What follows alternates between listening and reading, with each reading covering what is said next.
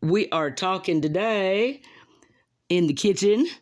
We are very blessed and lucky to have Walker Spruill. Did I pronounce that correctly? You did. Way to go. All right. I love that name. It sounds like either a novelist or a character in a novel. I don't know. Amazing. Of Asheville FM's very own Green Assistant Radio, which, refresh me, comes on Monday. We come on Monday from 11 to 12. 11 to 12 on every Monday. Walker will give you all kind of tips on how you can live greener and make less of a footprint in this world and do more good without killing yourself. Right. We get real about going green. There's a lot of misinformation out there, so we cut through the bull. Oh, yeah, this is the age of misinformation. Oof. Yeah, we like to make it as easy as possible to be green, yes. Awesome. Well, we're talking to Walker from Charlotte, North Carolina, as she's just finished facilitating at Earth Day event. What was the event? Tell us about that. Well, it was just one where I got to go. It's pretty incredible. I actually get paid to go talk to people about recycling, right? And this is like a dream that I've been working towards without even knowing it for years. Wow. And so, this was actually a gig where I got to go and educate people about what is and is not recyclable in Charlotte, Mecklenburg County. But it was really amazing because it was like over 30 organizations in this park in uptown Charlotte, and just all the people coming through. Everybody was dancing, and there was music the whole time, and it was just a whole lot of love and excitement and building us up about the planet, because so much of it is pulling us down. So much of the information about the environment just really drains our energy. And so that's why it felt so invigorating to be at this event where everyone is really building it up and sharing the love about the planet, rather than the fear that is so prevalent in our media streams about it. Yeah. Yeah. Because, I feel pretty scared. Right. Of the world. Well, that's because it's scary. I mean, it is way outside of our control, right? Like, anything that's really happening, it's really controlled by a few very rich people at the top, or rich corporations, right? Like, we, on our everyday level, we feel very helpless when we look at these big situations. And so that's why, for me, instead of like focusing on the big stuff that is way outside of my control, I like to focus on the green things I can do right around me. What can I do in my day-to-day life that could be greener than maybe the easiest, right? So like ordering something online, or going out of my way, potentially using extra gasoline, I'm not going to lie, spending more money, but going to a local shop and supporting them and getting, say, my book at the local bookstore rather than ordering it online, right? And so, yes, there are costs to it. Yes, I'm driving more when I do that, right? But to me, that is worth it. That's where I would much rather put my energy than like the packaging that my stuff comes in when I order it from a conglomerate on the internet. You know what I mean? Right. So like investing locally instead of in, international corporate military industrial corporations. That one, yes. Right. And which we know are involved. Like, it is not just corporations. It is military industrial complex, because they are all connected. They are all the richest people, all the richest corporations. They're the ones with their hands in the government, right? They're the ones with the money to control. And you know what? They're actually the ones who created a lot of these recycling systems and a lot of the recycling misinformation. They want us to stay confused, because then we stop looking at, like, we start looking at, oh no, I'm wasting something, I need to stop wasting, rather than saying, wait a minute, why do I have so many things that are not recyclable? Why is this corporation not making materials that are more recyclable in the system that we have, right? And so, like, they want to keep us distracted. And I know I sound like they. Well, if you don't think that the capitalist system and the capitalists at the top especially, are totally fine with keeping us in the dark about stuff. Like, they want to keep us focused on what I'm doing, how much my gasoline costs, as well as they tell us that we have to look at our neighbor and tell them how to do it right. And it's like, whoa, wait a minute. Right? Like, why are you having me send negativity to my neighbor about something? And it's because there's all this, like, energy behind it, like guilt. There's a lot of guilt about waste. Right. I know. And it hurts, like, to throw something in the trash can that you think should be recyclable. Well, really, putting the wrong things in the recycling bin is way more detrimental to the system. Right, I learned that from your show. On that one thing. Right.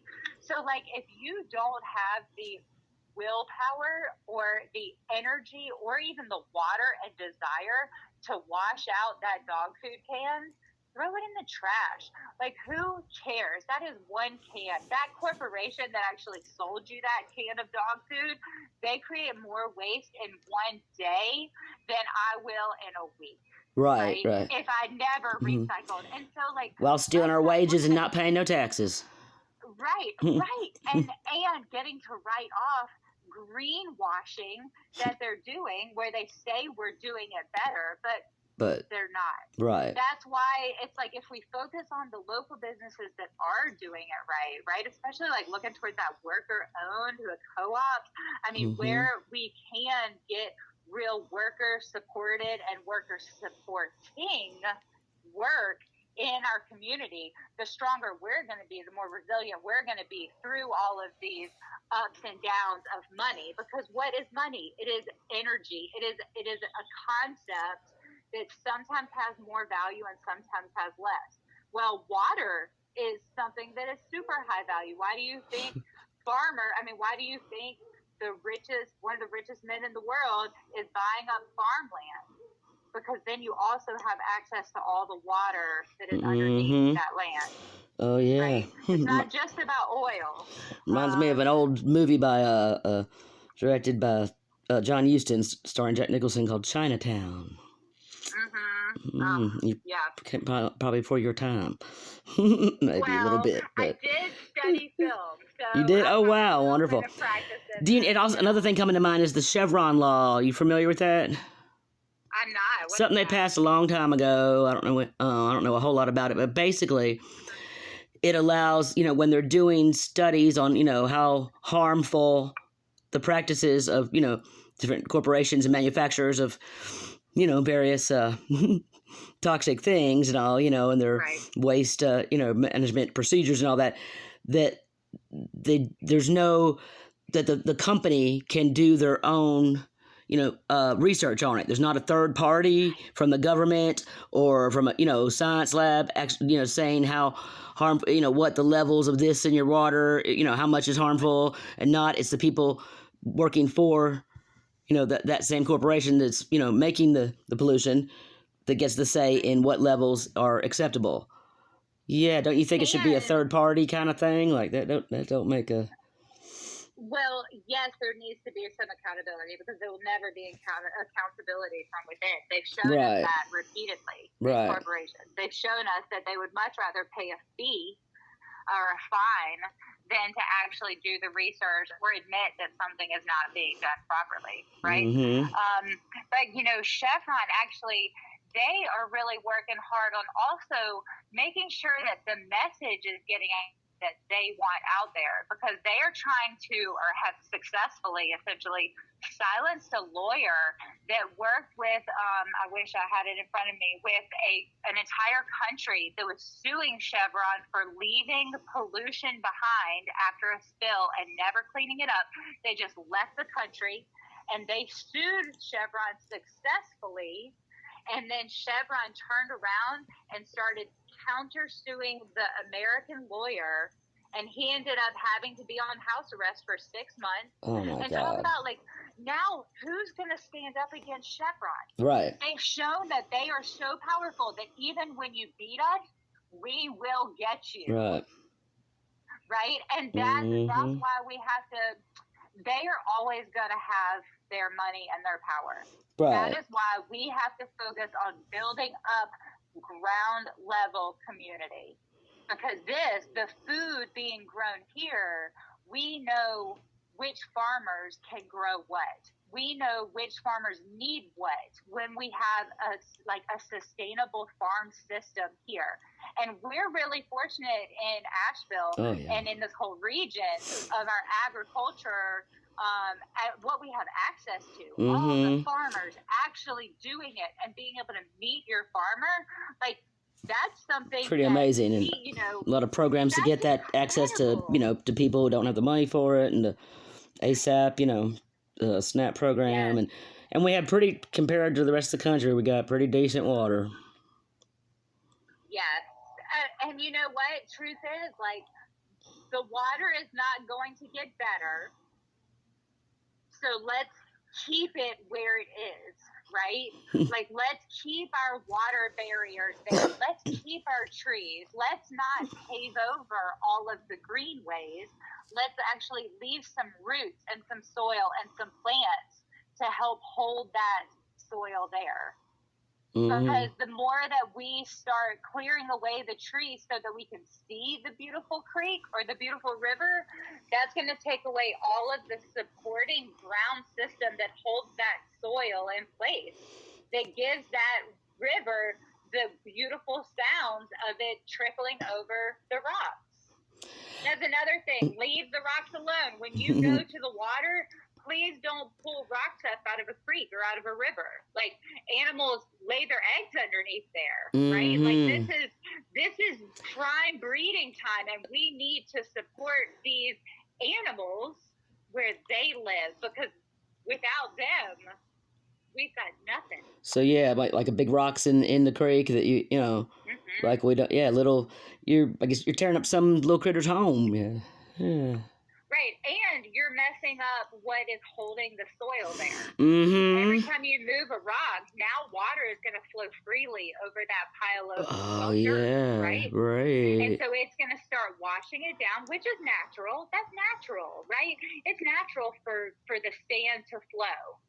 But we need to stop encouraging that to go faster, right? When we leave those rocks in place, then yes, it supports the plants. It supports also slowing down the water. Water gets moving really fast, and that's when we have like flash flooding, right?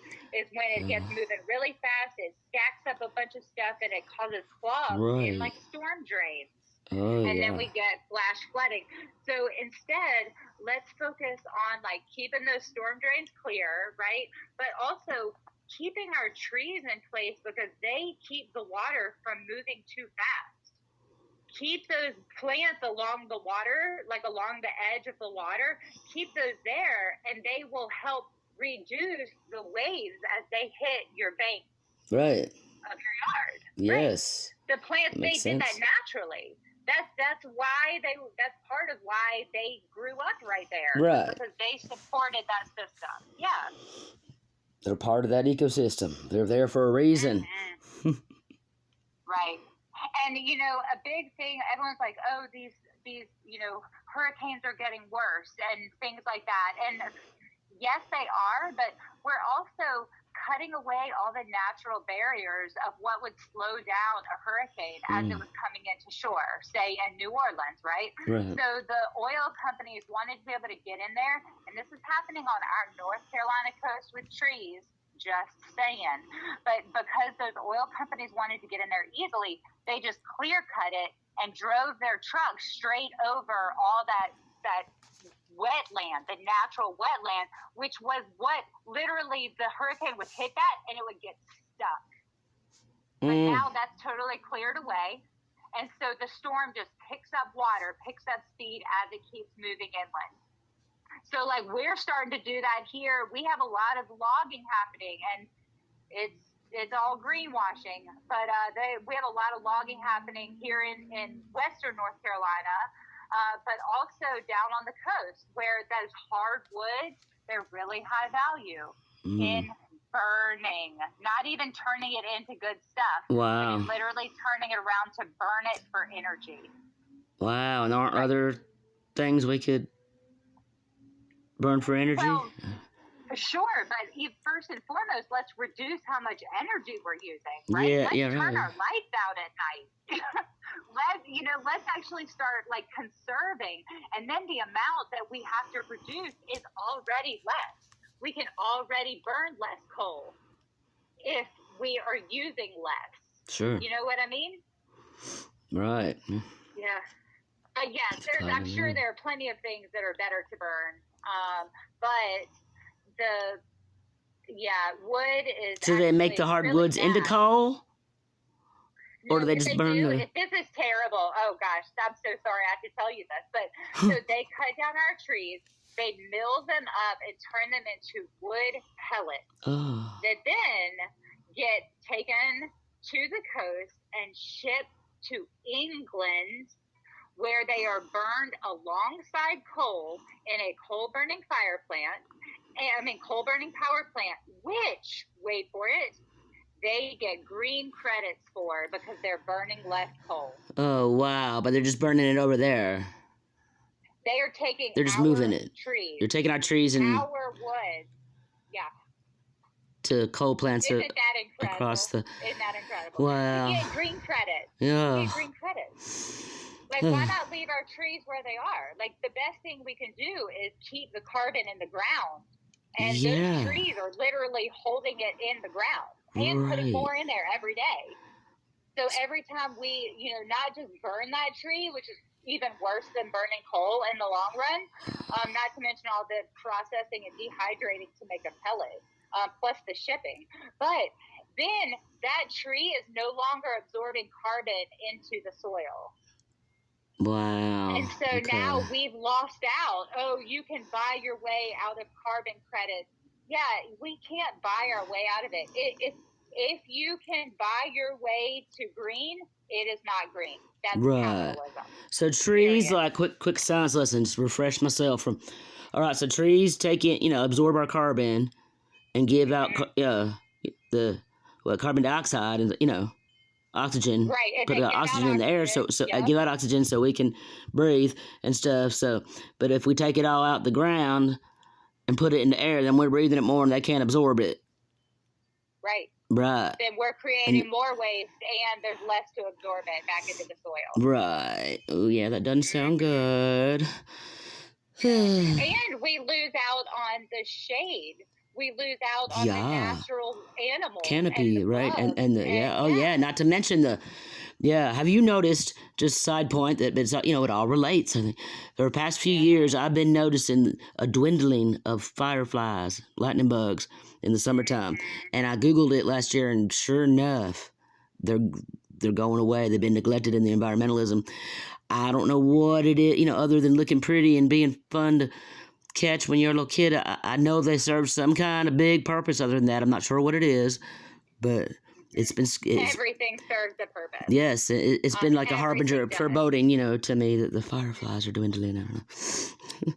Because that's something that's really well known for the area. Right. We're kind of known for it. And, I'm going to say there are probably a lot of people who listen to the radio who are considering spraying their yard for mosquitoes. And I'm going to say that kills everything. It doesn't just kill mosquitoes. It kills the butterflies. It kills the other bugs that actually feed the birds that would be coming into your yard. Right.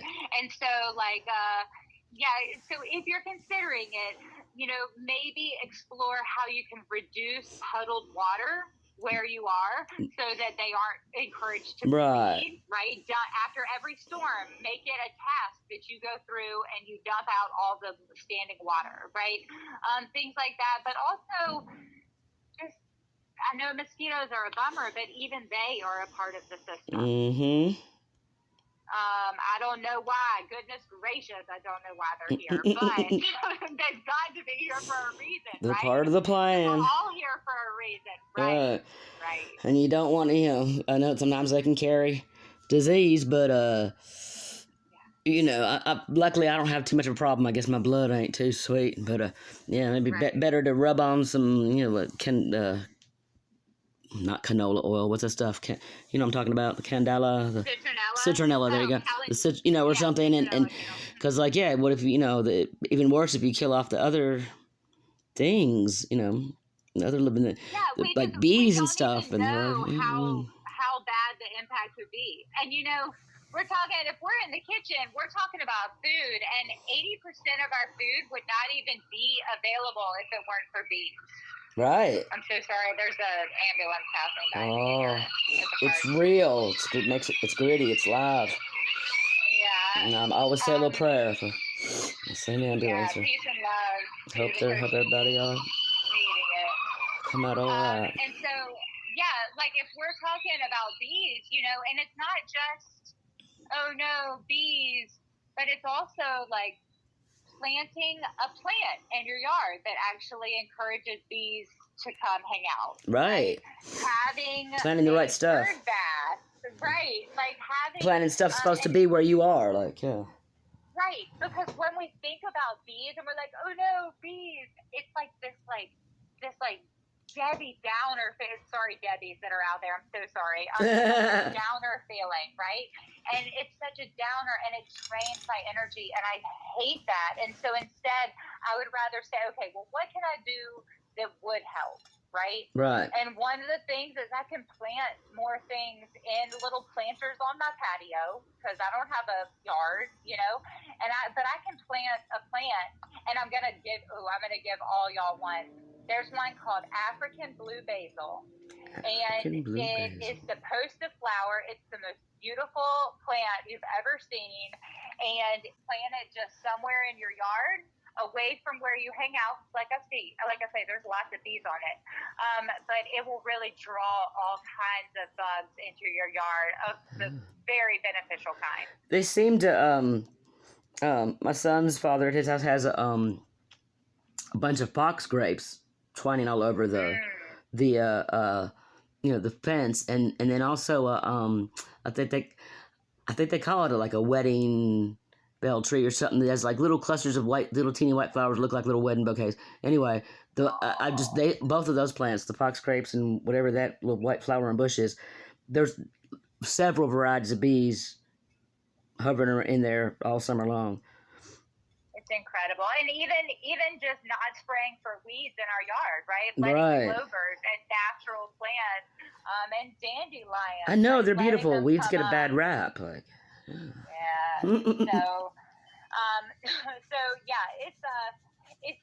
It's so easy to focus on the negative. And I've just been swamped by it for too long that now all I want to do is like redirect that energy, transmute it into something positive that I can put energy towards what I want the world to be, not depression about what it is, right? Right. That's great. God. Yeah, I tend to get pretty deep and dark, and have to pull myself out of these moments of like, oh gosh, I just need to save the planet and kill myself. Right. And so instead it's like, oh yeah, I'm supposed to be here now, right now. I am supposed to be here. And so how can I share love with the planet? And from listening to my show that I love recycling. I also know that recycling is kind of a scam. It takes a lot of energy and a lot of resources to actually recycle. But it's amazing. It reduces demand on, extraction and cutting down trees to make paper and that kind of stuff. But let's stop worrying so much about plastic, which is what we're all hyper-focused on, because plastic is everywhere. Oh, right? I know. But plastic is not even really that recyclable. If it's going to be recycled, it will be recycled up to one time. But if we're looking at cardboard boxes, okay, think of all the cardboard boxes you get at your house. If you emptied those out and put just those in your bin, right, those cardboard boxes can be recycled into cardboard boxes 7 to 10 times. Wow. Okay. So plastic bottle, one time, if it is even getting recycled, which they do recycle it, but how much is it actually getting turned into? Right. Oh, yeah. So much gets. Yeah, I don't know Right. about the bottled water. I'm like, Right. So, like, on the fence. but sometimes you got to get a plastic bottle of water. Right. Do not dehydrate Sure. yourself, but don't kid yourself either in that, that plastic bottle is getting turned into plastic bottles over and over and over, because Right. that's just not true. Let alone what they might be doing to the water systems of the places where they're getting that. Right. Like, gosh, right. like Fiji in Water and Atlanta. the Resnick Yes. family. Yeah. Oh my gosh, Fiji Water, get out of here with that mess. Mm. Oh, yeah. So, but yeah. So how is it already a commodity when it's supposed to be available to everybody? Right. Right. Water is a right. Clean water is a right. Right. Just like food is a right. But instead of it being something that's available to everybody, it has been commodified. And I'm just going to give you a heads up. Environmentalism is commodified. Right. They are trying to sell you more stuff. Right. Tell you it's greener, and it is not. Reducing how much you buy, that's the greenest thing you can do. Supporting local businesses, even if you're eating out of styrofoam, which is not recyclable.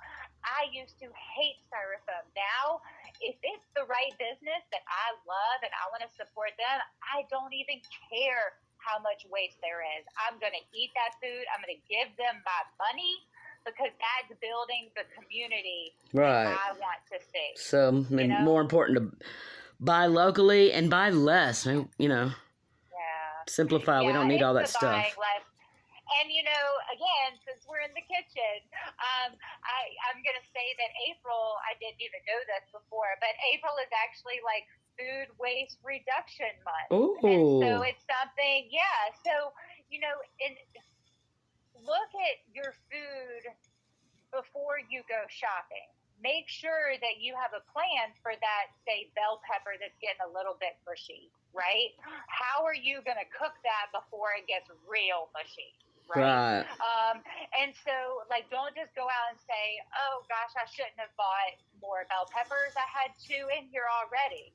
That's how we start creating waste. Right. And it's so easy to do. Without even realizing it. Yeah, right. I'll sometimes forget and forget something that I need, even after I make a list, and then come back with something I already have. Like, oh my gosh, as you live longer, that happens. And oh my God, and facilities, schools, hospitals, rehab centers, businesses, cafeterias, that they throw away so much food, and they will not take, if in a lot of those places, if the employees take it home, they get fired. I know. And yet, there's, workplaces where they're throwing away, pounds and pounds of good meat, vegetables, desserts, trays and trays into the garbage. Oh my God. And thank God for the Food Connection people, and I tell them about that stuff. They won't even take the time to call. Yeah. But God forbid they feed their employees that make $9 an hour. Yeah. Right, and so that's another angle or another issue I've been having recently is the compostable plastic cups. Right, the compostable paper thing. Right, it's so confusing. When I go to you go to an event and I'm standing there for 3 okay, this cup is what do I do with my trash? It's right, and so we've got to stop kidding ourselves. That is still single use, and if that business is promoting to you that they are so green, I want to know how much their lowest paid employee is making per hour.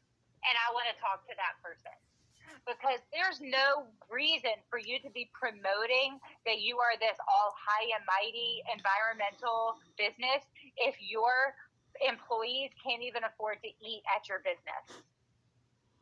That's Amen. Nonsense. We need to support people to live their lives, not to play this greenwashing game. But we as customers, we don't like seeing unrecyclable waste, which those compostable cups are not recyclable either, right? They're commercially compostable. Okay. And Asheville has a community composting. You just have to sign up for it, right? So the resources are there, but it's still single use. Right. It's still being produced in another country, something that's being extracted or made from corn, which is sprayed with heck of pesticides, Right. And then it's crowding out all natural farming so that we can do these subsidized mega grows. And so it's like, we got to stop looking at the materials, the individual items. We got to start looking at the bigger picture and say, is the system sustainable? Is this sustainable for me? I don't even compost right now. I don't even compost right now because you know what? I don't have the energy capacity to do it. Right, and yeah. I'm not, I have a bin, I put stuff in there, but I don't have the physical capacity anymore. I've got spinal disease. I can't, you're supposed to stir it and stuff. I can't stir it. Yep. And so, you have what I call a lazy compost pile, right? Where you just dump it on there and so be it, right? And that's great. But we sometimes washing out, like I said, washing out that dog food or that tuna, sometimes that just is not going to do it. Right. I'm not going to do it. I'm going to throw that in the trash because it's dirty and recyclables have to be clean. Right? Because if we think it really is worth something, if we think that box or that junk mail or that glass bottle or the jar from my salsa, right? If I think that those things are valuable and I want them to be turned into something else, I have to show them love. I have to clean it. I have to send it off in its best form in order for it to have a chance at becoming something new. Yeah, well, that's beautiful. If it's guilt that's driving us, there's only so much that I can put into it when it's coming from that place. That's why it's got to be, what do I want to do? Right. Yeah. Right. Yeah. Do what we can. Quit guilt tripping ourselves. You reminded me of some themes too. You bring up similar themes as sometimes Sarah B does on Time and Other Thieves. I think at 8 a.m. Thursday mornings. She was talking about just part of it this past week and about Buddhist stuff and kind of the Eightfold Path and getting to the idea of there's so much to feel guilty about, scared about, uncertain about, and kind of getting into this mindset of, I think what she called, I don't know. But I do know this, so this is what I can act on, and what you don't know, well, que sera, sera, do all you can, that's all you can do, and you know what, truth is, you can't really get it wrong because you're going to get another chance. It might not be the exact same thing, but we don't just get one chance at this life, but we only get one life. So let's make sure that what we're feeding energy into is what we love. It's what we want to see. And that is how we find ourselves in bliss. That's how we find ourselves in the flow. And around people who don't litter, around people who recycle right, around people who are not who do pay the people who actually do the work for their business appropriately and a thriving wage. These people are out there. Let's support them and build all of us up. Amen. That's what we need to do. We're not going to... I think in a lot of ways, our technology has changed, but really since we crawled out of caves, it's been this, same stuff, different day, Roman Empire, feudal lords, slave masters, corporate masters, power over, power under, wickedness in high places, and our Stockholm syndrome of protecting our puppet masses. So and not realizing, that hey, we're all in this together, and